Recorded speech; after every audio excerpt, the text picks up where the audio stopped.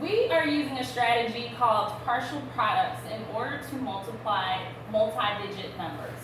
It's a little different from what most people are used to with this standard algorithm of multiplying.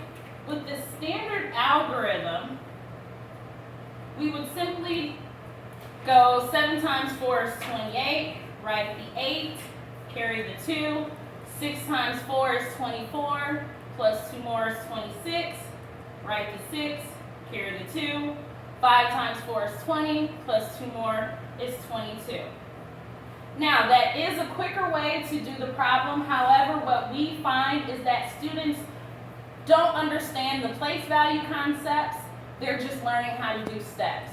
So with the partial products, it's really getting the students to understand what these numbers are, what they mean, and how we can break the problem up into smaller parts in order for them to answer.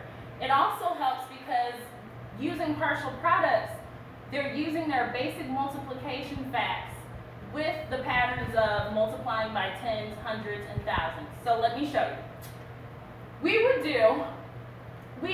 do one of two things. We can either start here and say 7 times 4 is 28. Then we go to the tens column because this is our tens place value unit. We have 6 tens, so this is not a 6, it's actually representing 60. So 60 times 4 would be 240. And we write that. And then we come over to our next largest place value unit, which would be the hundreds. And we have 5 hundreds times 4, which would be 20 hundreds or 2,000s. And then we would simply add everything up from here. And the addition is even simpler because we're working with zeros in many of the place value spots. So then this student would get 8, 6, 2, 2 for the answer of 2,268. We can also write it this way to help students line up the numbers better, because what we find is a lot of students will not line up the digits in their proper place value spots. So when doing partial products, we could start with our larger unit. And so we could say 500 times 4 is 2,000. 60 times 4 is 240.